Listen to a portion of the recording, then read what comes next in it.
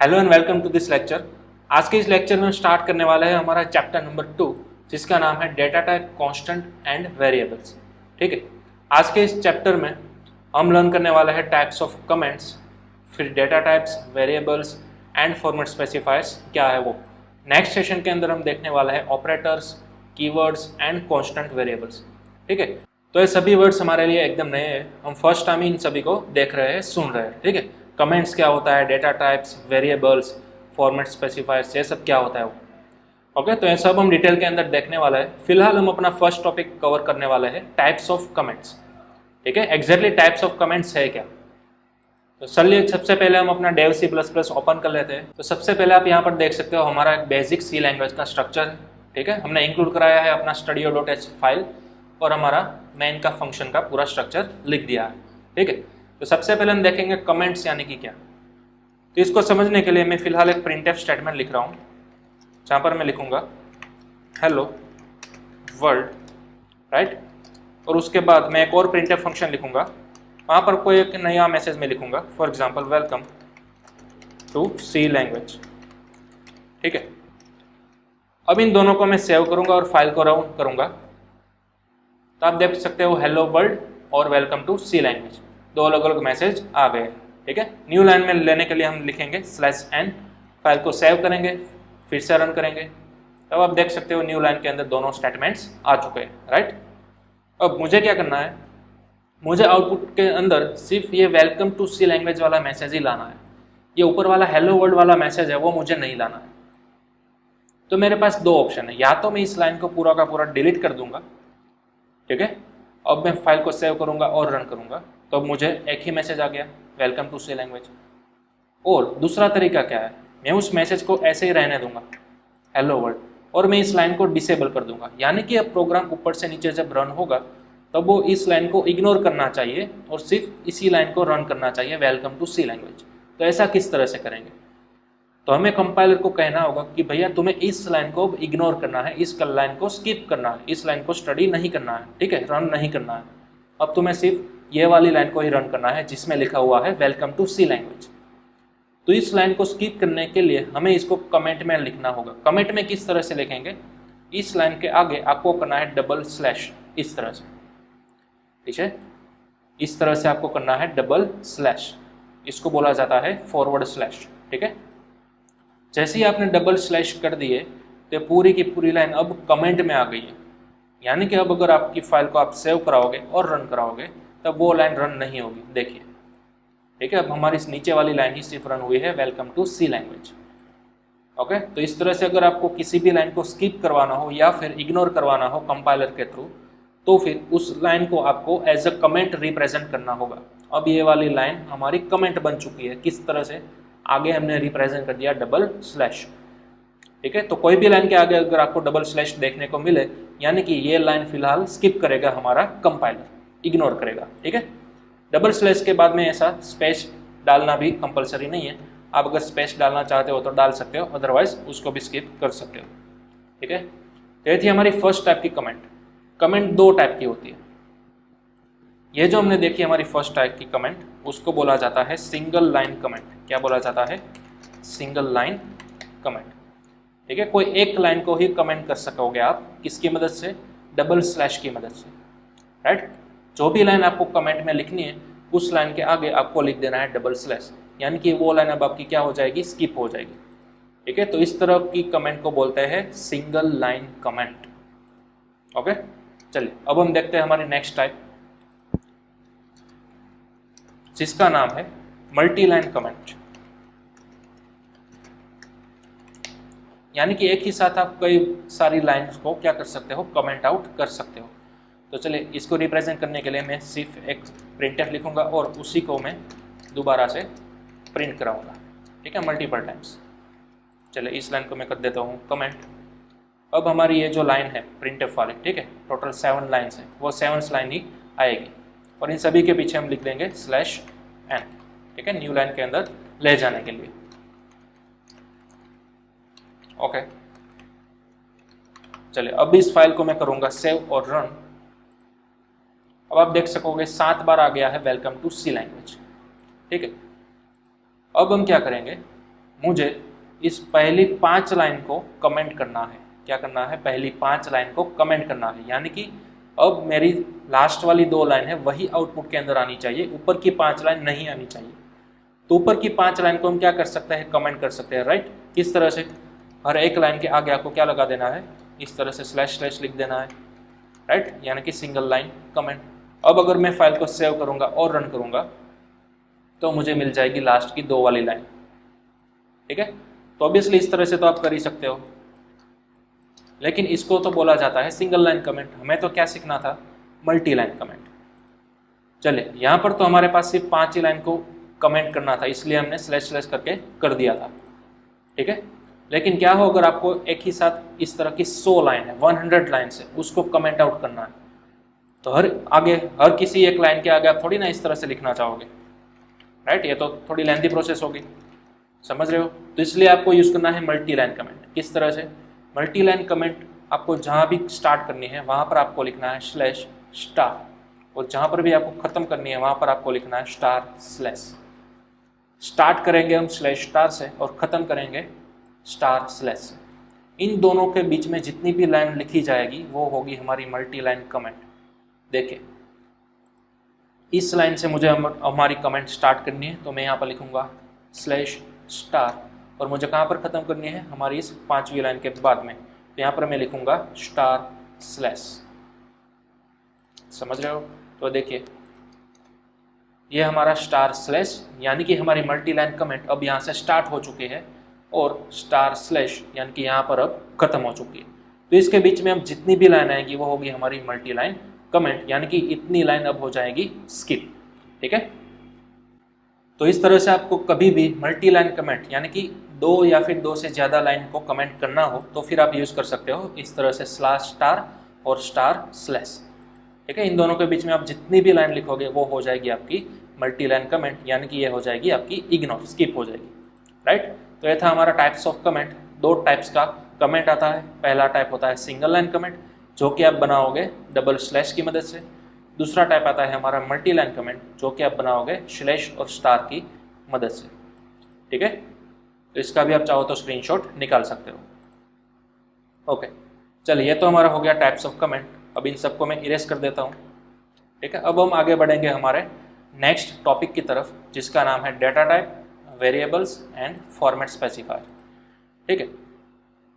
चलिए, इसको समझने के लिए मैं आपको एक एग्जांपल थ्रू समझाऊंगा। फॉर एग्जांपल, मेरे पास 2 नंबर है 3 और 5, तो इन दोनों का मुझे सम करना है, इन दोनों का मुझे एडिशन करना है। तो क्या मैं प्रिंटफ के अंदर इस तरह से लिख सकता हूँ 3 + 5, तो क्या इन दोनों का मुझे सम मिल जाएगा 8? चले देखते हैं। ये देखिए, हमें 8 नहीं मिला, बल्कि हमने जो प्रिंटफ के अंदर लिखा हुआ था वही एग्जैक्टली मिल रहा है, 3 + 5, राइट। यानी कि प्रिंटफ का कुछ इसमें कसूर नहीं है। प्रिंटफ तो क्या करेगा? डबल कोटेशन के अंदर आपने जो भी मैसेज दिया है वही तो प्रिंट करेगा, वही तो प्रिंटफ का काम है। लेकिन मेरा गोल फिलहाल क्या है? मुझे इन दोनों नंबर का सम करना है, इन दोनों नंबर का एडिशन करना है एग्जैक्टली। तो वो हम किस तरह से करेंगे? तो हम कभी भी प्रिंटफ की मदद से नहीं कर सकते। इसके लिए हमें यूज में लेना होगा वेरिएबल, ठीक है। इसके लिए हमें क्या यूज में लेना होगा? वेरिएबल। वेरिएबल एक नया शब्द है हम सभी के लिए, ठीक है। वेरिएबल यानी कि क्या? प्रोग्रामिंग के अंदर वेरिएबल यानी कि वन टाइप ऑफ कंटेनर। क्या होता है? वन टाइप ऑफ कंटेनर, जो कि हमारा डेटा स्टोर करेगा, which stores our data, right. Variables यानी कि एक प्रकार का कंटेनर जो कि आपके डेटा को स्टोर करेगा, ठीक है। फॉर एग्जाम्पल, हमारे पास 2 टाइप के डेटा है फिलहाल, 3 और 5, ठीक है। तो एक है हमारे पास 3 और एक है हमारे पास 5। तो 3 को हमें किसी के अंदर स्टोर करना होगा। फॉर एग्जाम्पल, अगर आपको मैं एक एग्जाम्पल दूँ, हमारे घर के अंदर 3 लीटर मिल्क पड़ा हुआ है और दूसरी बाल्टी के अंदर 5 लीटर मिल्क पड़ा हुआ है, यानी कि कोई एक कंटेनर, ठीक है। हमारे पास 2 अलग अलग कंटेनर है, जिसके अंदर 3 लीटर मिल्क पड़ा हुआ है, दूसरे कंटेनर के अंदर 5 लीटर मिल्क पड़ा हुआ है। तो वो किसी कंटेनर के अंदर पड़ा हुआ है ना। तो यहाँ पर भी प्रोग्रामिंग के अंदर भी आपको ये जो डेटा है वो आपको कोई किसी कंटेनर के अंदर स्टोर करना होगा, और उस कंटेनर को बोला जाता है वेरिएबल, ठीक है। ओके, तो फॉर एग्जांपल, मैं यहाँ पर कोई भी एक नया कंटेनर बनाऊंगा, a = 3, और इसी तरह से b = 5। ठीक है, लाइन एंड होने के बाद आपको क्या लिखना है, सेमीकोलन। तो इस तरह से मैंने क्या किया, 3 डेटा को इज इक्वल टू की मदद से असाइन कर दिया ए नाम के वेरिएबल के अंदर। ठीक उसी तरह से 5 को भी मैंने असाइन कर दिया बी नाम के कंटेनर के अंदर। ठीक है, तो ये हमारा कंटेनर है, वेरिएबल है। अब ए के अंदर हो चुका है स्टोर मेरा 3, बी के अंदर स्टोर हो चुका है 5। ठीक है, तो ए और बी जो कि अलग अलग हमारा डेटा स्टोर कर रहा है उसको बोला जाता है वेरिएबल। यहाँ पर ए को भी एक वेरिएबल बोला जाएगा, बी को भी एक वेरिएबल बोला जाएगा। यानी कि ए एक कंटेनर है जो क्या कर रहा है, स्टोर 3, बी भी एक कंटेनर है जो कि क्या स्टोर कर रहा है, 5। ठीक है, अब इस वेरिएबल को और डेटा को समझने के लिए मैं आपको एक फिगर रिप्रेजेंट कर रहा हूँ। इस फिगर को आप ध्यान से देखिए। यहाँ पर आपको 4 अलग अलग बॉक्स दिखाई दे रहे होंगे, राइट। पहले बॉक्स का नाम है माई इंट, उसके अंदर एक वैल्यू है 4। अब 4 जो है इस कंटेनर के अंदर जा चुकी है। ठीक है, ठीक उसी तरह से एक और वैल्यू है 2.5। 2.5 भी एक बॉक्स के अंदर, यानी कि ये जो बॉक्स है वही है आपका वेरिएबल, वही है आपका एक कंटेनर। ठीक है, तो 2.5 अंदर जा चुके हैं इस बॉक्स के अंदर। इस बॉक्स का नाम क्या है, माई रियल। ठीक है, उसी तरह से एक और वैल्यू है ए जो कि एक अलग बॉक्स के अंदर स्टोर है, हेलो जो कि एक अलग बॉक्स के अंदर स्टोर है। तो ये सभी जो बॉक्स है उसको बोला जाता है कंटेनर, सिंपल वेरिएबल। ठीक है, प्रोग्रामिंग की भाषा में इस बॉक्स को बोला जाता है वेरिएबल्स, जो कि अलग अलग टाइप के डेटा को होल्ड कर रहे होंगे। तो अब आप इस फिगर का भी स्क्रीनशॉट ले सकते हो जो कि रिप्रेजेंट कर रहा है अलग अलग टाइप के वेरिएबल्स और अलग अलग टाइप के डेटा। ठीक है, चलिए, तो इस तरह से फिलहाल मैंने 2 बॉक्स बनाया है। फर्स्ट बॉक्स का नाम रखा है ए, दूसरे बॉक्स का नाम रखा है बी। ठीक है, अब सपोज ए बॉक्स के अंदर हम डेटा स्टोर कर रहे हैं इस तरह का, बी बॉक्स के अंदर हम डेटा स्टोर कर रहे हैं कोई पॉइंट वाला, फॉर एग्जांपल 5.2। ओके, चलिए, अब इन दोनों को मैं प्रिंट कराऊंगा प्रिंटएफ की मदद से, a प्लस बी। तो अब होना चाहिए, राइट। हमने a का सम किया b के साथ, तो अब तो होना ही चाहिए, समझ रहे हो। चलिए, अब इस फाइल को सेव करते हैं और रन करेंगे। तो मेरे पास एरर आ चुकी है, देखिए यहाँ पर आप नीचे एरर देख सकते हो, रेड लाइन वाली। ठीक है, 2 एरर है। सबसे पहली एरर है a अनडिक्लेयर्ड और दूसरी एरर है b अनडिक्लेयर्ड। यानी कि ये जो a है और b है वो दोनों है क्या, वो भी फिलहाल हमारा प्रोग्राम समझ नहीं पा रहा है। ठीक है, a और b एग्जैक्टली है क्या। तो अब देखिए हो क्या रहा है, हम कोई नया डेटा ले रहे हैं, उसको एक कंटेनर के अंदर, एक वेरिएबल के अंदर क्या करा रहे हैं, स्टोर करा रहे हैं, राइट। लेकिन उस कंटेनर का टाइप क्या होगा, उस वेरिएबल का टाइप क्या होगा, वो भी हमें देना पड़ेगा। वो भी हमें फर्स्ट ऑफ ऑल मशीन को समझाना पड़ेगा कि एक प्रकार का डेटा है जो कि है बिना पॉइंट वाला डेटा, दूसरा डेटा है जो कि एक पॉइंट वाला डेटा है, राइट। तो जो भी डेटा बिना पॉइंट का होता है उसको प्रोग्रामेटिक बोला जाता है इंटीजर वाला डेटा। क्या बोला जाता है, इंटीजर डेटा। जो भी एक ऐसा डेटा जिसके अंदर पॉइंट आता है, कोई फ्लोटिंग वैल्यू आती है, डेसिमल वैल्यू आती है, उसको बोला जाता है फ्लोट। ठीक है, ये जो हम डेटा देख रहे हैं उस डेटा का भी एक टाइप होता है। ठीक है, ये वाला डेटा जिसके अंदर कभी भी पॉइंट वाली वैल्यू नहीं आएगी, उस टाइप के डेटा को प्रोग्रामेटिकली बोला जाता है इंटीजर डेटा। और एक और तरह का डेटा जिसके अंदर में भी पॉइंट आ सकता है, डेसिमल वैल्यू आ सकती है, तो इस तरह के डेटा को बोला जाता है फ्लोट टाइप का डेटा। ठीक है, तो चलिए अब हम क्या करेंगे, सबसे पहले हमें प्रोग्राम को बोलना होगा कि ए टाइप का जो वेरिएबल है वो होल्ड कर रहा है इंटीजर वाला डेटा, और बी टाइप का कोई एक वेरिएबल है वो होल्ड कर रहा है फ्लोटिंग वाला डेटा, राइट। तो किस तरह से हम बनाएंगे, किस तरह से हम डिक्लेयर करेंगे इन दोनों वेरिएबल्स को। यहाँ पर आप एक बात रियल वर्ल्ड की समझिए। फॉर एग्जांपल हमारे पास 3 लीटर मिल्क पड़ा हुआ है, राइट। वो किसी एक पात्र के अंदर, किसी एक कंटेनर के अंदर पड़ा हुआ है। फॉर एग्जांपल यहाँ पर एक तपेली है, राइट, एक बाउल है। तो बाउल का डेटा टाइप क्या होगा। फॉर एग्जांपल मिल्क को स्टोर करने के लिए हम किस तरह का बाउल ले सकते हैं, स्टील का बाउल ले सकते हैं, राइट, फिर पित्तल का बाउल ले सकते हैं, प्लास्टिक का बाउल ले सकते हैं, फाइबर का बाउल ले सकते हैं। यानी कि आपका जो कंटेनर है, आपका जो बाउल है, उसका भी टाइप होगा। ठीक है, तो यहाँ पर भी वही सेम है। अगर आप अपने प्रोग्राम के अंदर किसी भी तरह का कंटेनर, किसी भी तरह का वेरिएबल यूज़ करना चाहते हो, तो फिर आपको प्रोग्राम को पहले बताना होगा कि आप जो वेरिएबल्स यूज़ करना चाह रहे हो वो आखिर किस टाइप का यूज़ करना चाहते हो। हमारे पास फिलहाल 2 टाइप है, या तो एक वेरिएबल हो सकता है इंटीजर टाइप का, या तो एक वेरिएबल हो सकता है फ्लोट टाइप का, राइट, इंटीजर यानी कि बिना पॉइंट वाली वैल्यू, फ्लोट यानी कि पॉइंट वाली वैल्यू। अब देखिए ए नाम के वेरिएबल के अंदर आप कौन सी टाइप की वैल्यू स्टोर करना चाहते हो, इंटीजर टाइप की, राइट। तो फिर आपको ए नाम का वेरिएबल यहाँ पर डिक्लेयर करना होगा इंटीजर, इस तरह से इंट और स्पेस करके ए, इस तरह के। यानी कि अब आपने अपने प्रोग्राम को बता दिया, अपने कंपाइलर को बता दिया कि आगे जाकर मेरे पास ए नाम का वेरिएबल आने वाला है जो कि स्टोर करने वाला होगा इंटीजर वैल्यू।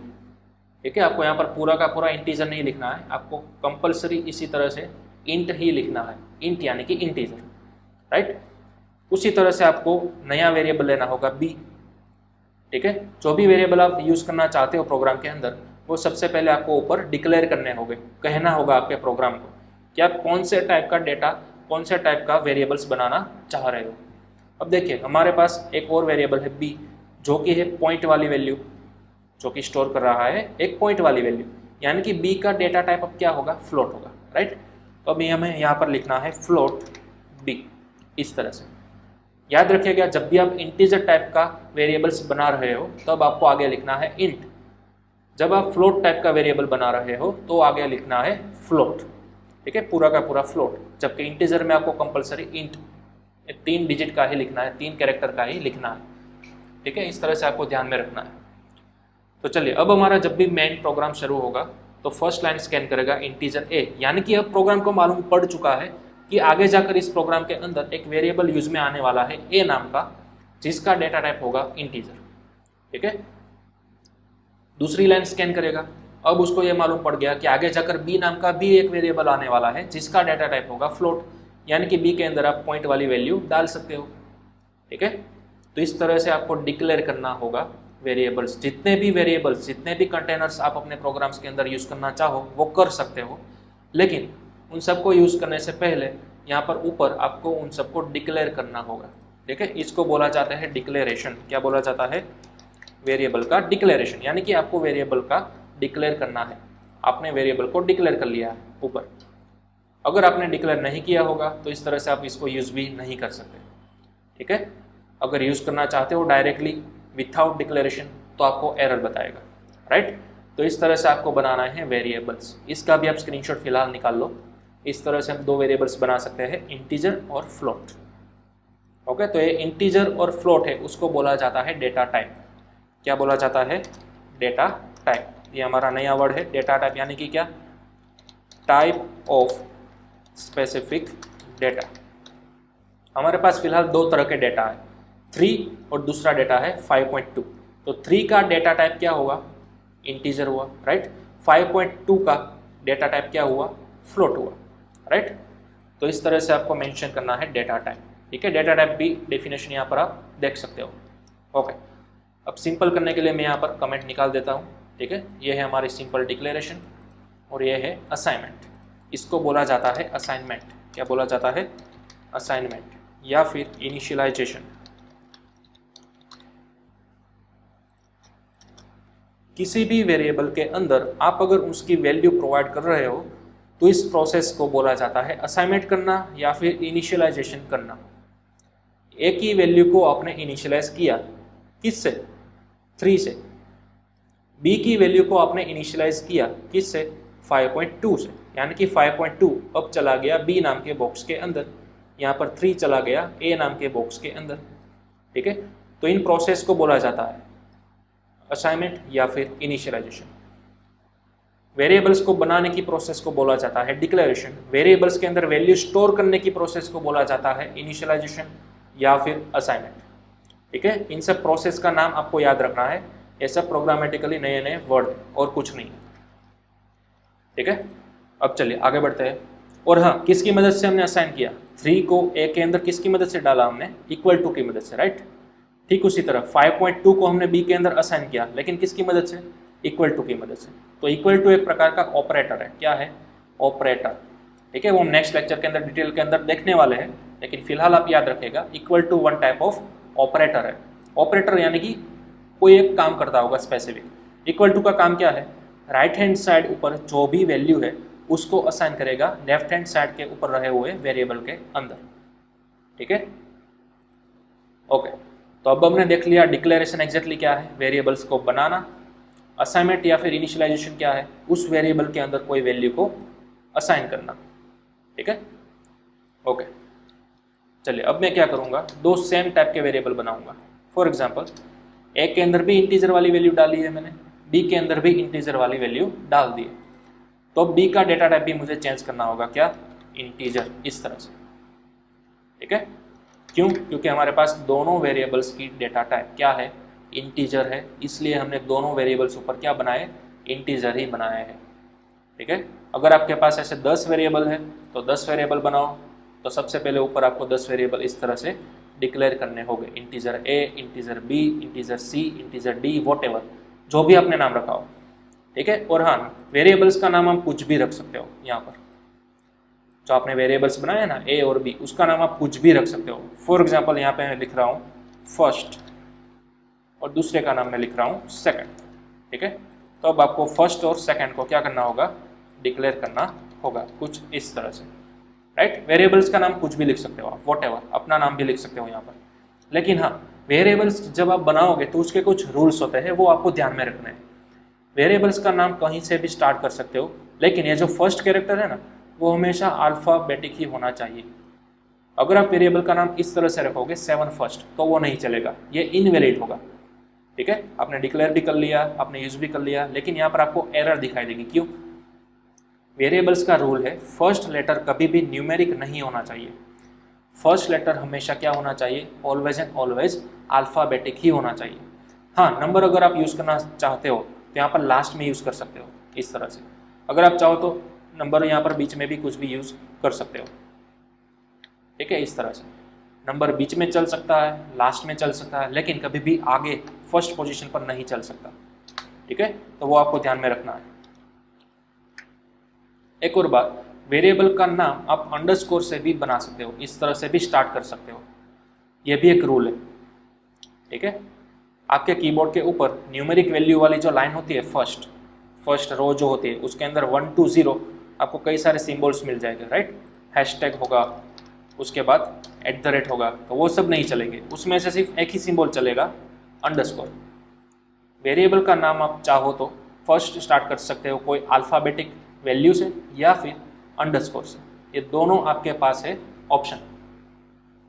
ठीक है, तो आपको अंडरस्कोर से भी बनाना होगा, डिक्लेयर करना होगा, और उसको अंडरस्कोर से ही यूज़ करना होगा। ठीक है, तो ये कुछ रूल है आपको ध्यान में रखने हैं। चलिए, फिलहाल मैं सिंप्लिसिटी के लिए ए और बी वेरिएबल्स का नाम लिख रहा हूँ, आप चाहो तो कुछ भी लिख सकते हो। राइट, हमने डिक्लेयर कर लिया, असाइन भी कर लिया, अब हम कराते हैं प्रिंट। चलिए, तो प्रिंट में ऑलरेडी मैंने लिखा हुआ है a+b। चलिए, अब मैं इसको करूँगा सेव और रन कराऊंगा, तो अब देखिए आपको आउटपुट में मिलेगा a+b, यानी कि अभी भी a और b की वैल्यू ऑटोमेटिक यहाँ पर नहीं ले रहा। राइट, आपको a+b ही मिल रहा है, प्रिंटफ के अंदर जो भी आपने स्ट्रिंग बनाई हुई है वही मिल रहा है। ठीक है, लेकिन हमें क्या चाहिए था, एग्जैक्ट a और b का सम चाहिए था, a और b की वैल्यू चाहिए थी। तो अब यहाँ पर आपका ये वाला प्रिंटफ नहीं चलेगा। वेरिएबल्स को प्रिंट कराने के लिए एक अलग से नया प्रिंटफ आपको यूज़ करना होगा। जी हाँ, एक नया प्रिंटफ है, ये देखिए नए प्रिंटफ की सिंटैक्स क्या है, कुछ इस तरह से है नए प्रिंटफ की सिंटैक्स। आप जो मैसेज लिखते थे अब तक, वो तो आपको लिखना ही है डबल कोटेशन के अंदर, उसके बाद कोमा करना है, अल्प विराम करना है, और उसके बाद यहाँ पर कुछ एक नई चीज़ लिखनी है आपको। ठीक है, ये वाला नया प्रिंटफ का सिंटैक्स, नया स्ट्रक्चर आपको यूज़ करना है। क्यों यूज़ करना है, इन दोनों का सम करने के लिए, वेरिएबल्स को दर्शाने के लिए, प्रिंट कराने के लिए। अब सपोज सम को थोड़ी देर बाद हम देखेंगे, फिलहाल हम देख लेते हैं एक ही वैल्यू को आप किस तरह से डिस्प्ले कर सकोगे।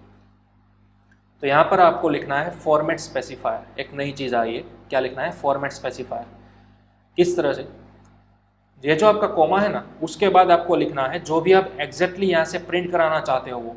मेरा गोल क्या है, मुझे फिलहाल सिर्फ एक ही वैल्यू प्रिंट करानी है, तो एक ही वैल्यू, यानी कि वेरिएबल का नाम है a, तो मैं वेरिएबल का नाम लिखूंगा यहाँ पर इस तरह से, कोमा के बाद मुझे क्या लिखना है, वेरिएबल का नाम जिसको मैं एग्जैक्टली प्रिंट कराना चाहता हूँ वो।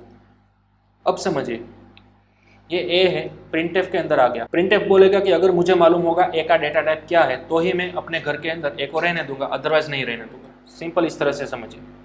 ओके, अब हमें मालूम है a का डेटा टाइप इंटीजर है, लेकिन प्रिंटफ को नहीं मालूम। प्रिंटफ को यहाँ पर स्पेसिफाई करना होगा, डबल कोटेशन के अंदर किसी ना किसी तरह से हमें स्पेसिफाई करना होगा कि एटा डेटा टाइप एग्जैक्टली है क्या। ठीक है, तो वो किस तरह से करेंगे, फॉर्मेट स्पेसिफायर की मदद से करेंगे। देखिए फिलहाल मैं यहाँ पर लिख रहा हूँ %d। ठीक है, %d one type of format specifier है। यहाँ पर ऊपर मैं लिख रहा हूँ फॉर्मेट स्पेसिफायर। फॉर्मेट स्पेसिफायर यानी कि क्या, आपको कोई एक स्पेशल सिंबल की मदद से प्रिंटफ को बताना होगा कि जो वेरिएबल आप प्रिंट कराना चाह रहे हो उसका डेटा टाइप क्या है। हाँ, डिक्लेयर करोगे तब आपको लिखना है इंटीजर इस तरह से। जब प्रिंटफ के अंदर एक्चुअल में प्रिंट कराने आ रहे हो आप, तब आपको इंट नहीं लिखना है, तब आपको लिखना है %d। ठीक है, फॉर्मेट स्पेसिफायर अगर आपके पास इंटीजर है तो आपको %d लिखना है। अगर आपके पास फ्लोट डेटा टाइप है तो फिर आपको लिखना है %f। ठीक है, इसको आप नोट डाउन कर लीजिएगा। %d और %f इन दोनों को बोला जाता है फॉर्मेट स्पेसिफायर। इंटीजर को स्पेसिफाई करने के लिए आपको लगाना होगा %d।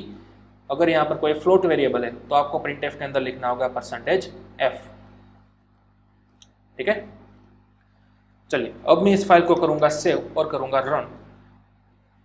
तो अब आप देखिए आपको आउटपुट के अंदर 3 मिल चुका है, राइट। हमने a की वैल्यू प्रिंट करानी चाहिए। a के अंदर कितना पड़ा हुआ है, फिलहाल 3 पड़ा हुआ है, राइट। तो यहाँ पर हमने नया प्रिंटफ का वर्जन यूज़ किया।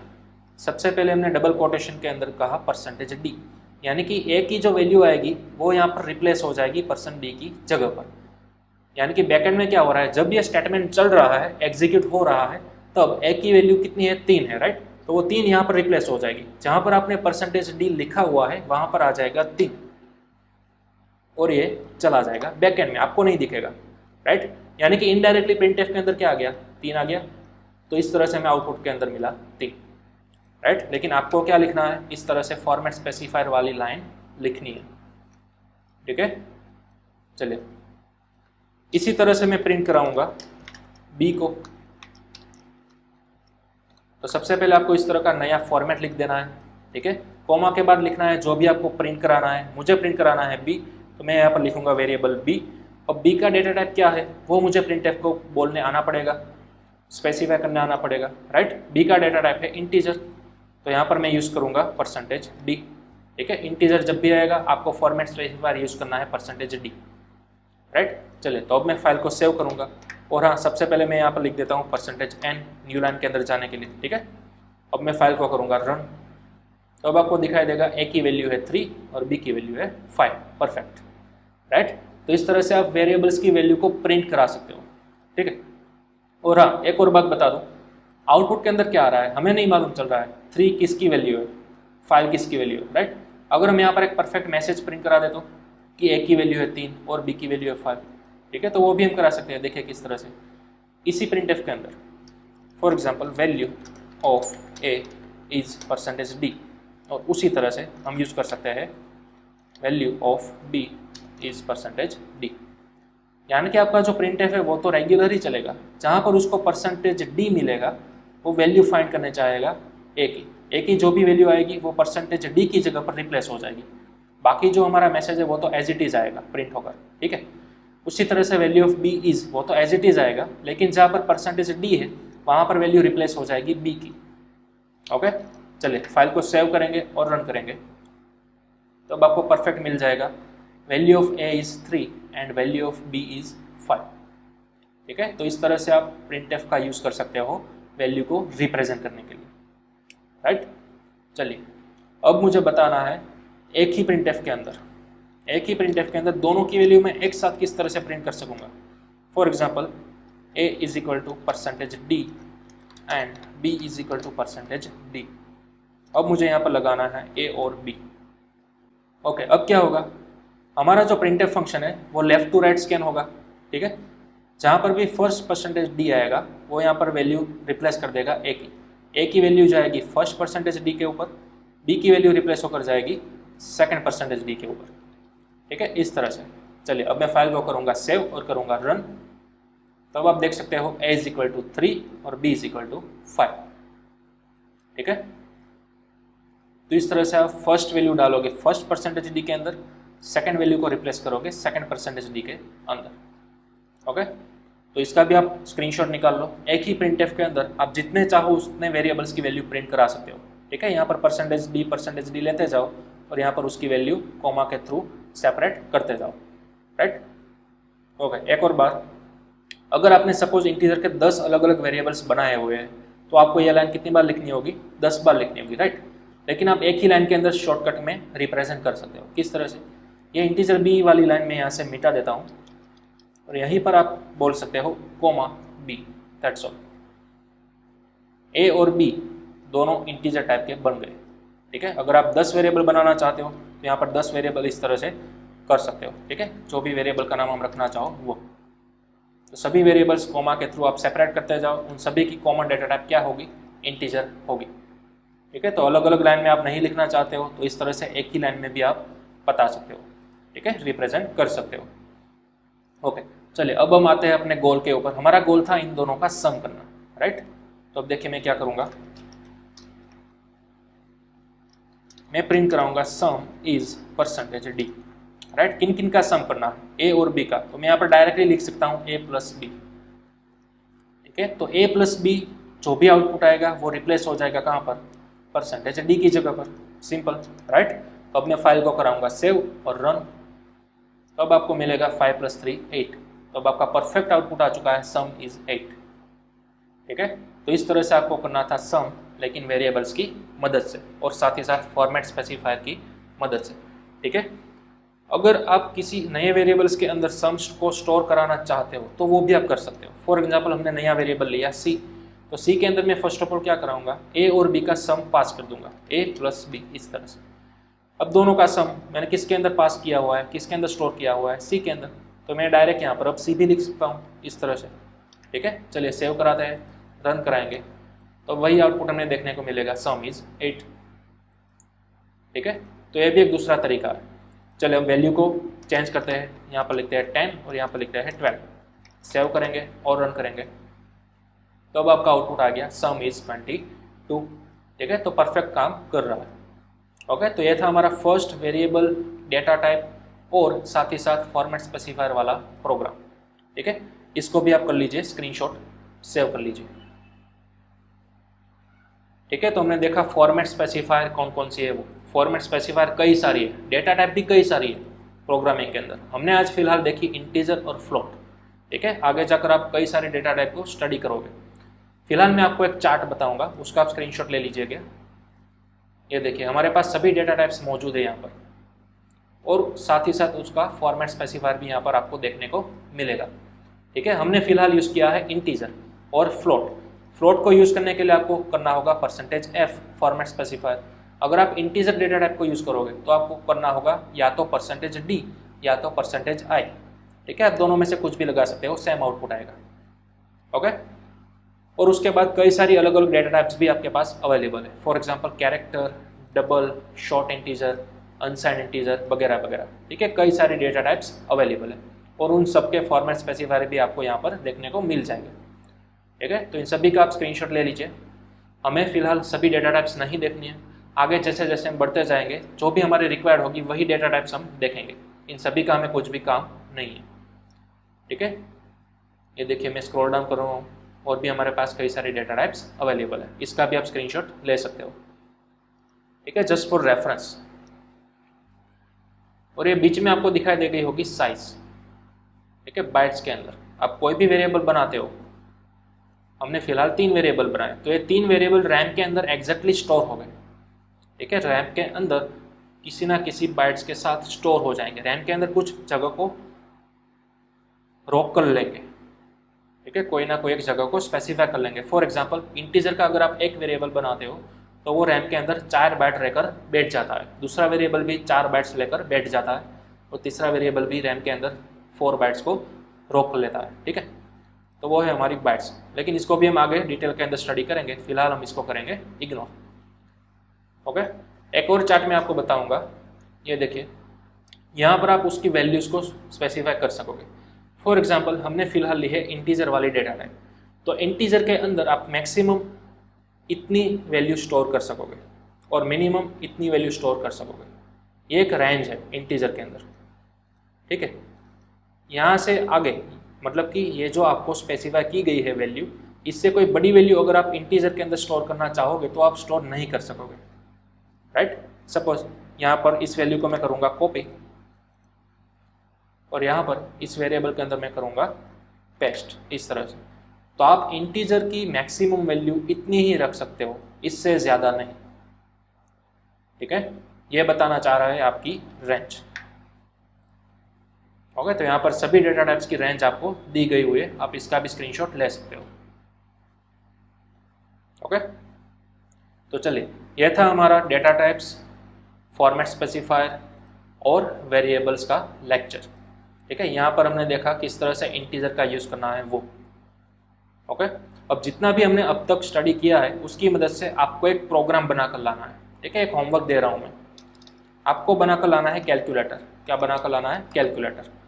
इस प्रोग्राम का नाम है परफॉर्म ऑल एरिथमेटिक ऑपरेशंस। अब एरिथमेटिक क्या है वो हम देखेंगे नेक्स्ट लेक्चर के अंदर, लेकिन फिलहाल आपको क्या करके लाना है, कैलसी की फंक्शनलिटी बनाकर लानी है, जिसके अंदर एडिशन भी हो रहा होगा, सब्ट्रैक्शन, मल्टीप्लिकेशन, डिवीजन और साथ ही साथ मॉड्यूलो। ये 5 ऑपरेशन आपको परफॉर्म करके लाने हैं, ठीक है।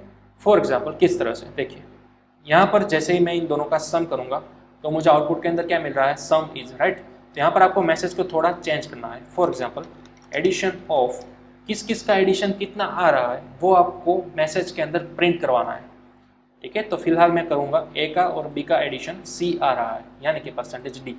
तो addition of percentage D and percentage D is percentage D. Confuse मत होएगा, ध्यान रखिएगा। सबसे पहले परसेंट डी की वैल्यू हमें बतानी है ए की वैल्यू, दूसरे परसेंट डी की वैल्यू हमें बतानी है बी की वैल्यू, और लास्ट की हमें बतानी है सी की वैल्यू, राइट। यानी कि addition of A and B is C, ठीक है। ये पहला वाला ए जाएगा पहले परसेंट डी के अंदर, दूसरा बी जाएगा दूसरे परसेंट डी के अंदर, और लास्ट वाला सी वो जाएगा लास्ट वाले परसेंटेज डी के अंदर, ठीक है। चलिए इस फाइल को सेव करेंगे और रन कराएंगे। तो अब आपको मिल जाएगा addition of 10 and 12 is 22। Automatic value change होकर आ गई है, ठीक है। चलिए यहाँ पर हम दूसरी बार चेंज करते हैं कोई वैल्यू, 5 और 8, फाइल को कराएंगे रन। तब आप देख सकते हो एडिशन ऑफ 5 एंड 8 इज 13, ठीक है। तो इस तरह से आपको आउटपुट के अंदर लाना है सभी कैलसी की फंक्शनलिटीज़। यहाँ पर तो मैंने सिर्फ एक ही लाइन को प्रिंट किया हुआ है, आपको टोटल 5 लाइन प्रिंट करनी है। एक होगी आपके एडिशन के लिए, एक होगी आपके सब्ट्रैक्शन के लिए, उसी तरह मल्टीप्लिकेशन, डिवीजन और मॉड्यूलो, ठीक है। उन सभी के लिए आपको इस तरह की 5 लाइन एक ही प्रोग्राम के अंदर करके लानी है। मतलब कि सिंपल कैलकुलेटर के बेसिक एरिथमेटिक ऑपरेशंस करने हैं, राइट। जितने चाहो आप अपने वेरिएबल्स ले सकते हो, कुछ भी करो, लेकिन मुझे सिर्फ 5 लाइन आउटपुट के अंदर चाहिए इसी तरह की। एक होगी एडिशन के लिए, उसी तरह से सब्ट्रैक्शन, मल्टीप्लिकेशन, डिवीजन और मॉड्यूलो के लिए, ठीक है। तो ये है आपका प्रोग्राम, ये है आपका होमवर्क, ठीक है। इसका चाहो तो आप स्क्रीनशॉट निकाल सकते हो। और ये मैंने सैम्पल भी एक लाइन बता दिए, इस तरह के आपको टोटल 5 अलग अलग न्यू लाइन्स लानी है, ठीक है, एक ही प्रोग्राम के अंदर। ओके, तो आपको प्रैक्टिस करनी है, हमारा जब नेक्स्ट लेक्चर आता है तब तक इन सभी ऑपरेशंस की, ठीक है। फॉर्मेट स्पेसिफायर्स क्या है, वेरिएबल्स क्या है, डेटा टाइप्स क्या है, उसकी सभी को आपको प्रैक्टिस कर लेनी है, और उसके बाद आपको ये वाला प्रोग्राम बनाकर लाना है। ओके, तो चलिए अब हम मिलते हैं अपने नेक्स्ट लेक्चर के अंदर।